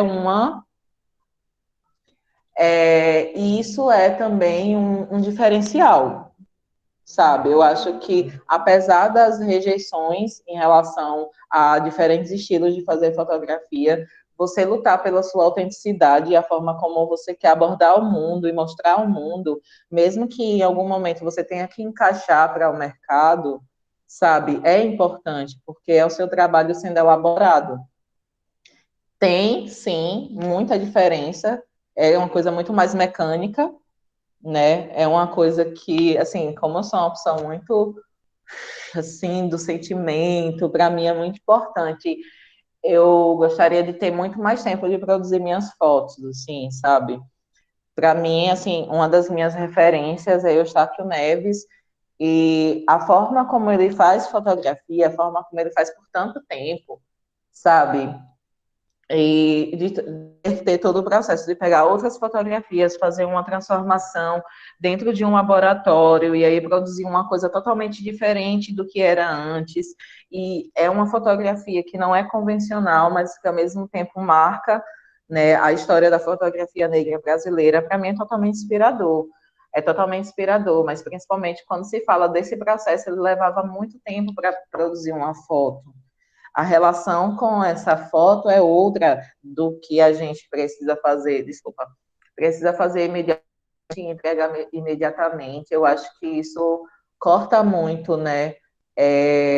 A forma como a arte alimenta o nosso espírito. Então a gente vai fazendo no automático e é uma coisa que a gente tem que ficar atento para não perder, sabe, esse objetivo. É do tipo, ao mesmo tempo que é um movimento afetivo, é também extremamente racional, né? De pensar, eu vou usar isso aqui que eu estou sentindo para isso e vou transformar nesse tipo de imagem porque eu quero comunicar isso. E isso também leva um tempo e assim a sociedade não tem sido nem um pouco justa com a gente em relação a isso. Acho que Sandra te fez uma outra pergunta. Queria saber da Luísa sobre a relação do olhar fotográfico dela sobre outras artes, como tem sido a experiência dela de desbravar, por exemplo, as artes gráficas, moda, essa relação híbrida, de alguma forma, que eu acho que a fotografia tem esse grande problema, assim, né, de se entender enquanto uma arte única, achando que o fotógrafo, ele é uma pessoa que somente produz através do dispositivo, e não, ele faz de alguma forma esse passeio, né, por outras artes, assim. E aí? Sim, eu acho muito importante a gente se alimentar de vários lugares, assim, sei lá, desde a literatura, sabe, até audiovisual e até a moda. Existe uma galera muito foda, assim, produzindo uma moda consciente, sabe, produzindo imagens, diretores de arte, principalmente, eu sigo muito, produzindo assim uma narrativa extremamente potente e importante. E eu acho que essa possibilidade de você fazer a partir do lugar que você está com as coisas que você tem. Do tipo, primeiro é que, né, pensar, por exemplo, aqui, como é que eu não tenho, sei lá, acessórios de iluminação, sabe, ou não tenho uma câmera, de que forma é que eu vou produzir isso? Eu acho que no momento em que você, do tipo, já está consumindo essas outras linguagens, eu acho que isso facilita a forma de você resolver algumas coisas. Obviamente, algumas não podem ser resolvidas quando se trata de equipamento, mas quando se trata de criatividade e iluminação, é algo que você pode desenvolver em qualquer lugar, sabe? Principalmente de ensaios externos. E eu acho que também é uma forma, entendeu, de pensar algo grande, assim, quando eu vejo, sei lá, algumas revistas, né, que têm feito suas capas e têm montado equipes totalmente pretas, a gente vê qual é o peso do resultado final, sabe? Do tipo, quanto é importante, inclusive na moda, essas imagens estarem sendo representadas daquela forma, está sendo veiculada no Instagram ou nas mídias sociais daquela forma, e aquilo só foi possível, né? Porque aquelas pessoas, quem faz fotografia também sabe, consome audiovisual, também lê muito, também tem pensado sobre a sua existência enquanto preto, ou diretor de arte, sabe? A direção de fotografia, ou mesmo aquela pessoa que vai fazer a maquiagem, a pessoa que vai fazer o penteado. Eu acho que, principalmente, da gente fechar, não se fechar num mundo só, não se fechar numa linguagem só. Não quer dizer que você vai disperso fazer todas as coisas, mas que você pode, né, colher de diferentes lugares, diferentes pontos de vista, para que você reforce o seu repertório para construir uma outra coisa com o que você tem, com o que você tem, né? Eu não sei se eu respondi, mas se ficou alguma dúvida, eu respondo.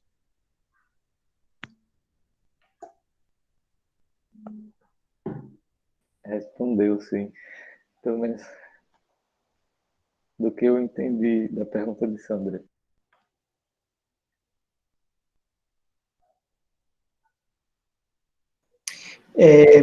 Luísa, deixa eu te perguntar, tem uma coisa, no ano passado, eu participei de uma curadoria com uma exposição que teve pelo Afrotometria lá em São Paulo, e eles queriam fazer com fotógrafos do Norte e do Nordeste, e aí a gente estava justamente discutindo exatamente o que é entrar no circuito, né?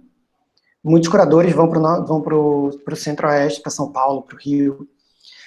Muitos fotógrafos acabam tendo que ter esse processo de migração ainda, né? Para que entre dentro desse circuito, assim, de produção artística, documental, fotográfica, fotojornalística e tal.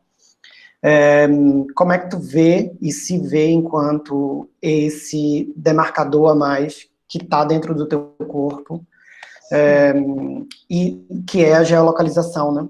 A localização de estar no Nordeste e produzir, e como é que funciona isso e como é que tua percepção sobre isso? Eu tentei ser essa pessoa que migrava. Tentei, mas dei de cara com a pandemia e voltei.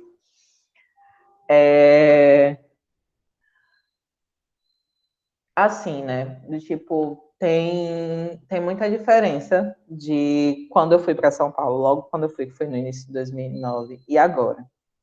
Todas as coisas que eu fui fazer em São Paulo, não, tipo, quero fazer curso, sabe? Quero trabalhar com não sei quem. Ai, meu sonho, trabalhar com Rosana Paulino, seria ótimo.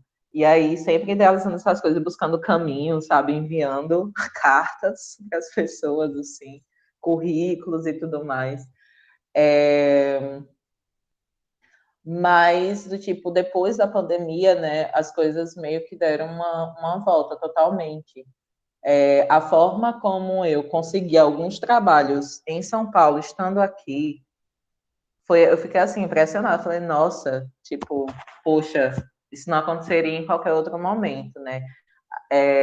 Se por um lado, geralmente, né, agências de publicidade estão se interessando mais por uma narrativa em loco, sabe? Uma narrativa fora do eixo sul-sudeste e dando alguma, né, ainda é pouca, mas alguma visibilidade para essa produção, né? Por outro lado, a gente tem galerias de arte, editais, que têm ajudado, sim, óbvio, isso é inegável, ver quantas movimentações têm acontecido pelos editais, mas sem esses editais, como é que se entra dentro de uma galeria, sabe? Como é? Onde é que a gente, com quem a gente tem conversado a respeito disso? Quem sabe, quem tem sequer orientado ou oferecido, né, algumas alternativas para que a gente pense não só o nosso trabalho para a rede social,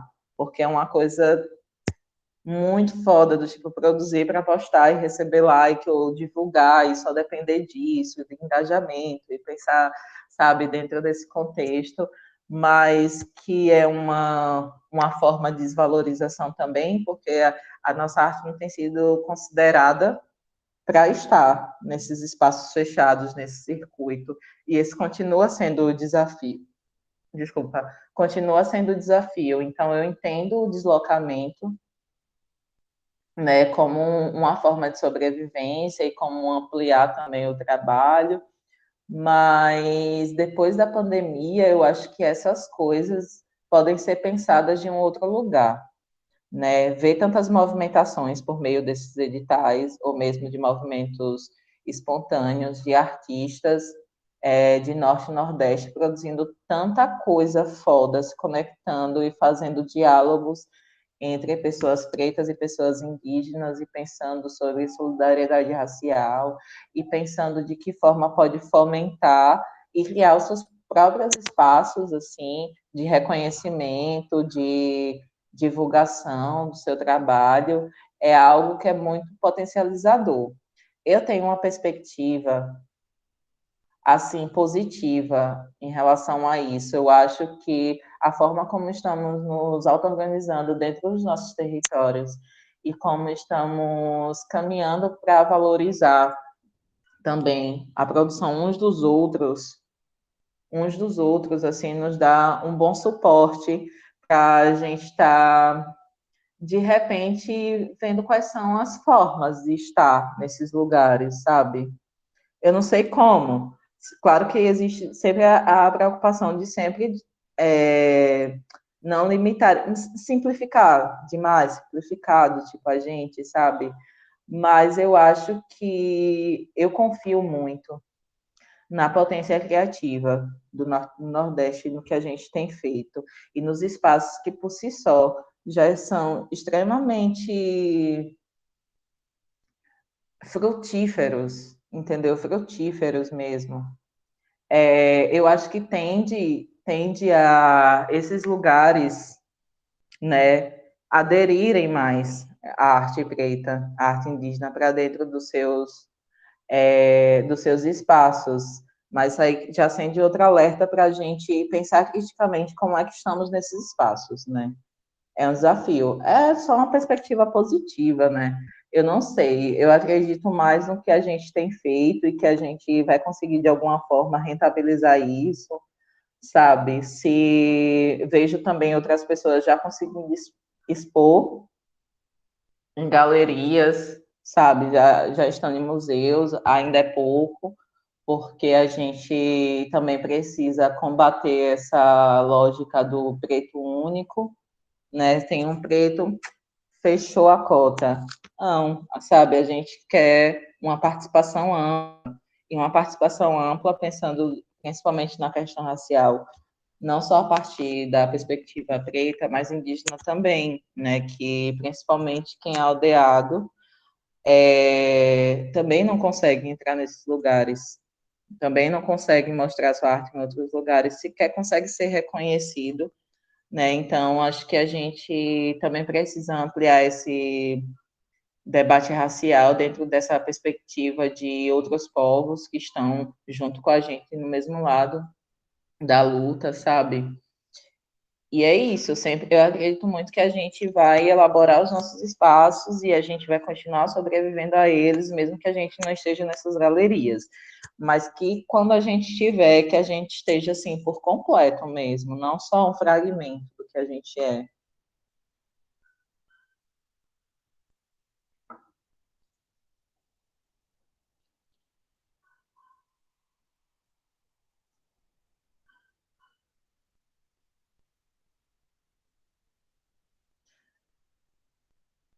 Mais alguma dúvida, gente? Laerton? Eu estava vendo se ninguém tinha dúvida, assim. Tá, entendi. Tá, eu acho que pelo tempo estipulado, né, a gente está se encaminhando assim para esse.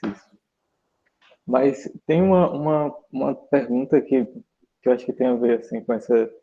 Como que você pensa o futuro? Você transita por vários espaços, assim, e aí como é que você pensa o futuro da imagem, assim, porque a gente vive num momento complexo, né? E a pandemia veio e acrescentou uma medida de complexidade grande, assim, nesse momento, né? Como é que você pensa a questão do futuro do seu trabalho, o futuro da imagem, assim, a questão da racialidade, da imagem da racialidade, assim, nessa perspectiva de adiante, assim, como é que isso está para você? Olha, assim, sendo bem sincera, eu fico muito preocupada, assim, com a forma como a gente tem sido fragmentado e vendido. Fragmentado e vendido. Porque, do tipo, dá uma. Quando as empresas falam diversidade, a TV fala diversidade, né? E a gente vê todas essas coisas que estão uma inclusão, obviamente são coisas que são positivas, mas ao mesmo tempo a lógica de mercado é uma lógica da imagem, de só você vender aquela imagem, sabe?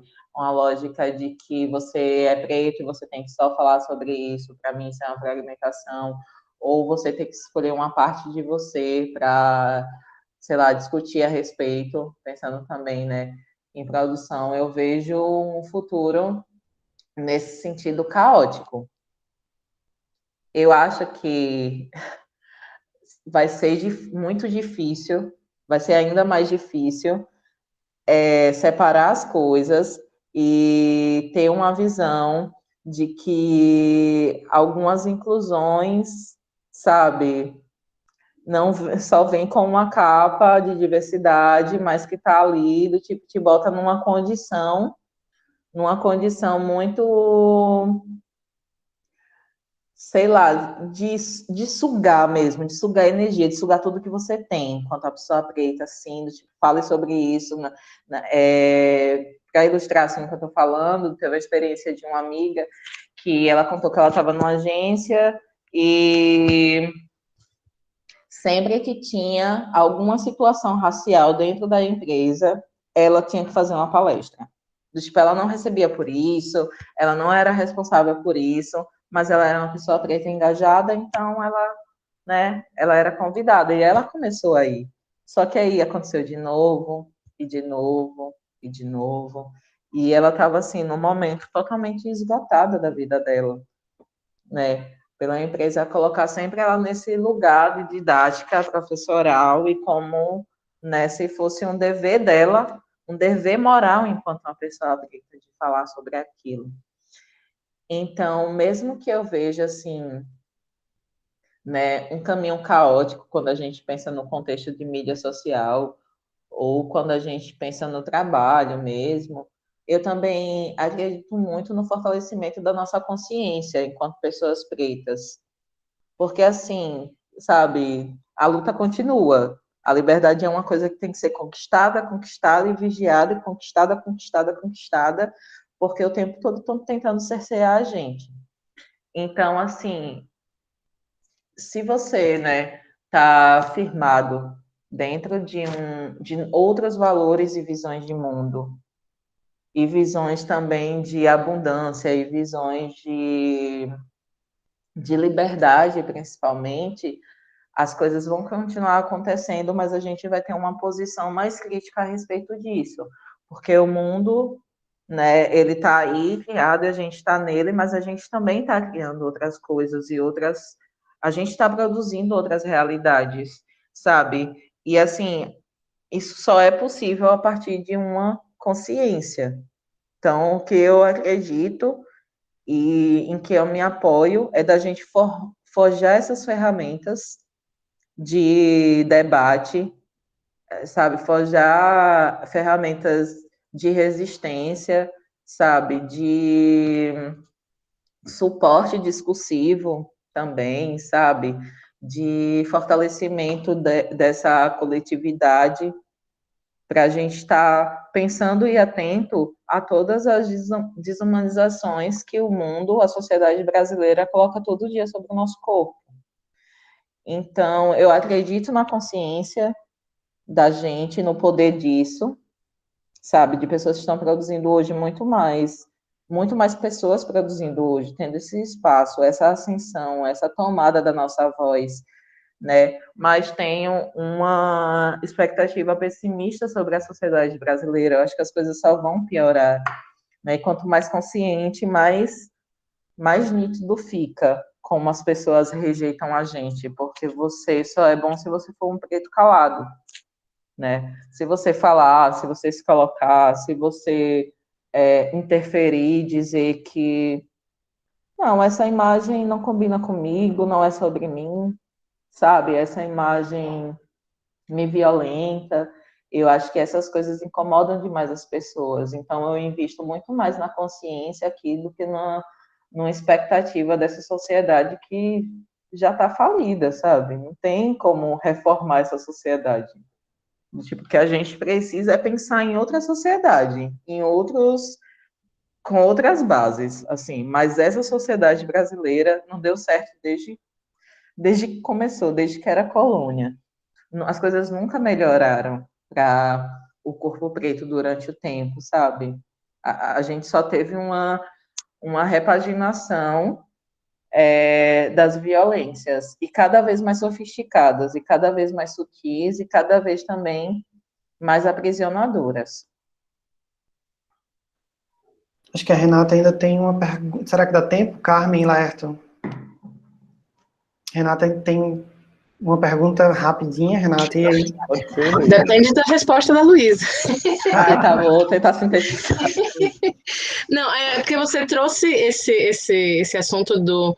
A gente sempre tem que ser o representante mundial de todas as pessoas negras e falar por todo mundo e representar todo mundo. E assim, como eu acompanho o seu trabalho, eu sei que a sua fotografia, você como professora, você como fomentadora, você como um monte de coisa que você participa, é muito baseada na questão negra, né? Seja na imagem, seja na história, seja lá no que for. Como é que você faz para não cair nessa armadilha de estar sendo sempre a representante, né? Porque eu imagino que agora com o Covid teve muito convite para participar de palestra, de coisas e tal, de trabalhos. Como é que você faz para não cair nessa armadilha de ser a única representante do mundo do povo negro? Com o seu trabalho, né? Claro. Sim. Do tipo, para mim, esse é um tema que se apresentou a mim, que eu tenho, tipo, total afeto, assim, de falar a respeito, de estudar a respeito. Então, do tipo, para mim acaba não sendo uma cobrança, mas para outras pessoas, em certos momentos em que eu opto por não estar naquele espaço, né, se torna um conflito gigante, assim. Mas eu acho que a forma como a gente tem, principalmente assim, que eu achei, né, para não estar vinculada a isso, é simplesmente não aceitar convites que não têm a ver com minha área. Só porque eu falo sobre racismo não quer dizer que eu tenha arcabouço para falar sobre racismo em todas as áreas. Então, para mim, esse é o meu diferencial, do tipo, se é sobre fotografia, se é sobre educação, se são sobre os meus interesses, eu avalio se é um ambiente que vai ser justo comigo, né? Mas o mais importante é entender que tem outras pessoas também, do tipo, abordando o racismo dentro das suas áreas, e que você pode redirecionar os convites, por exemplo. Então, a forma como eu achei mesmo é do tipo, conhecendo muitos profissionais, estando em contato com eles, né? Eu consigo, se alguém me faz um convite que eu acho que eu não me enquadro, entendeu? Que eu acho que quem sou eu para falar sobre isso, né? Eu já sei a quem eu vou procurar. Eu acho que você, do tipo, montar sua rede e pensar em repassar não só esses espaços para a gente falar, que geralmente é 0800, mas também jobs, entendeu? Tipo, eu não sei se é a solução, mas é a forma como eu lido com isso, assim, eu tento pensar qual é o perfil daquele convite encaminhar para outras pessoas, sabe? Mas, assim, em relação comigo mesma, sei lá, chega um momento que eu tô assim, é isso, sabe? Eu dou, obviamente, eu explico o porquê que eu não quero. E aí, inclusive, do tipo, aconteceu uma situação, tipo, eu lembrei dessa que foi uma coisa que eu nem encaminhei, que eu simplesmente rejeitei o convite, porque era uma coisa assim, a menina me convidou para fazer uma palestra, né, sobre racismo no festival dela, e ela estava pagando, todos estavam participando, só que ela falou que o pagamento era a gente vender os ingressos do festival. Aí eu, não tô entendendo. Aí eu fiquei umas horas assim, eu falei, sério que ela teve a capacidade de fazer isso? Aí eu lá vai, assim, muito linda, maravilhosa. Cheguei, mandei um textão para ela. Falei do tipo, do quanto era ofensivo para mim, enquanto uma mulher preta, ela se utilizar do meu trabalho e ainda me fazer trabalhar para ela 2 vezes, assim, sabe? São coisas que eu me nego a estar, assim, tipo, espaços que eu sei que vão ser degradantes, eu já começou a comunicação dessa forma, já tô fora. Não vou, sabe, a vida vai rolar, a roda vai girar e outras coisas vão vir para mim, sabe, para eu me submeter a uma coisa que é claramente racista. Tipo, não dá.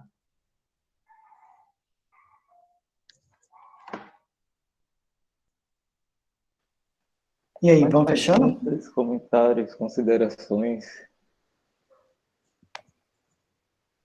Eu mesma. Oi, desculpa. Não, pode falar.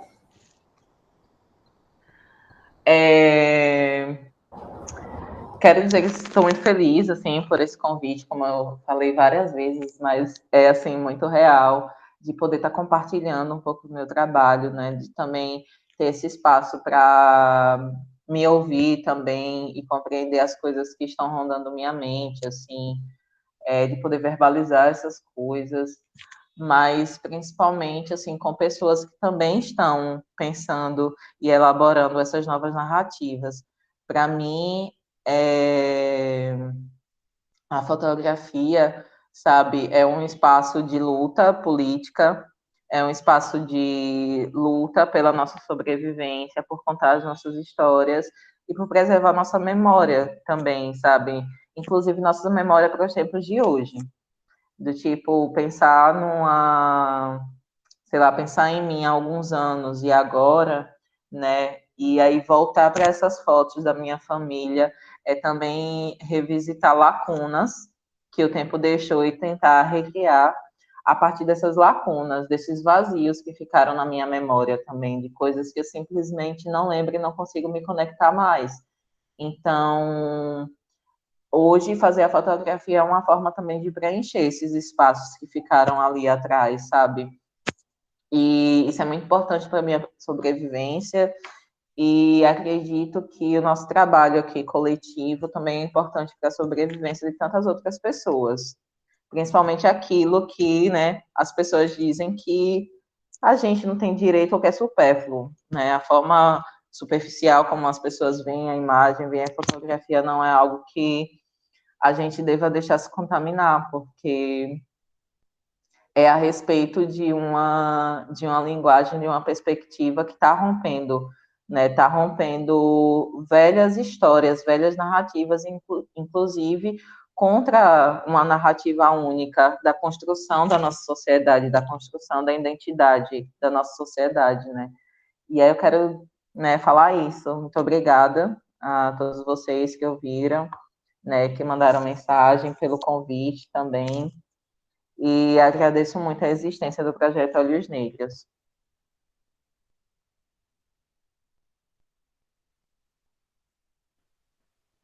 Luísa, queria te agradecer também.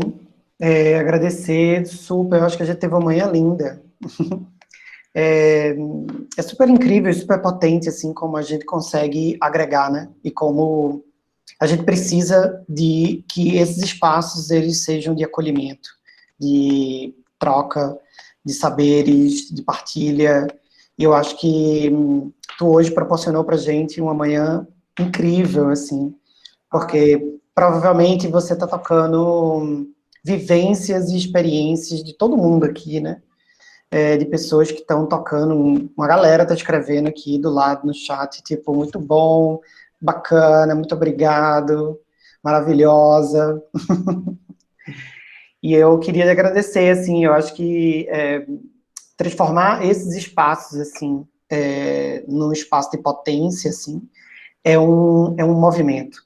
É um movimento político-estético, assim, que é isso, né, que tu está dizendo. Eu acho que tenta reconfigurar, de alguma forma, quer reconquistar ou, de alguma forma, contestar todo um sistema que não é fácil, criar novas significações, né? É uma luta diária, assim. Obrigado. Obrigada a vocês. Daniel, se me dá licença, eu queria falar só mais uma coisa. Então, gente, eu tô com uma rifa no meu perfil e é para arrecadar dinheiro para minha câmera, porque em 2019 eu caí num golpe na internet e eu perdi minha câmera e, assim, meu material fotográfico até hoje, eu, assim, tô sem. E meus amigos me encorajaram, né, a fazer essa rifa. Tem muitos prêmios legais, tem masterclass de direção de vídeo, tem... Ai, peraí. Tem ensaio, né, comigo para quem está aqui. Eu fiz uma divisão de prêmios que vão ser só para Caju e prêmios gerais que podem ser enviados pelos correios. A gente tem livros de autores indígenas, de autores negros, ilustrações, sabe? Consultoria de comida vegana, tem, assim, um monte de coisa. Quem puder, assim, ajudar, é R$10 a rifa, seria ótimo. Eu vou deixar aqui o link. Isso, solta aqui o link, e aí a gente também pode ajudar lá também a divulgar. Divulguem, gente, para suas redes. Sim, por favor. Laerton e Carmen, tem mais alguma coisa aí que vocês queiram trazer também? Eu acho que é isso. Agradecer a Luísa também, a todo mundo, né? Estava ouvindo você falar, Luísa, e me identifiquei com vários pontos, inclusive, assim, foram bem significativos e bem importantes também essas falas para mim, acho que para todo mundo também. E agradecer, assim, tanto por quem está falando aqui, compartilhando também as vivências, e você, né? Que se dispôs a estar compartilhando também algo que é íntimo, né? Para todo mundo. Acho que é isso. Sim. Eu também queria agradecer muitíssimo a Luísa e a todas e todos que construíram esse momento, assim, né, e a própria possibilidade de estar dividindo, né, o momento e dividindo os momentos quando a gente fala do projeto Olhos Negros, né. E aí, Denise Ferreira da Silva fala que a poeta feminista negra cria para restituir o valor total do mundo e dos corpos, assim, né? Ela disse que essa restituição da expropriação que foi feita, ela tem que ser total, porque a expropriação também foi total, né? Então a restituição tem que ser total, sem negociação. E eu acho que você, Luísa, e projetos como o Olhos Negros namoram com essa proposta, sabe, de restituição de valor. É isso. Obrigado. Obrigada. É isso, gente. Obrigado. A gente vai ter em setembro outra, e eu acho que foi ótimo. Vamos ter mais. Valeu, beijo, beijo. Beijo. Tchau. Tchau, gente. Tchau.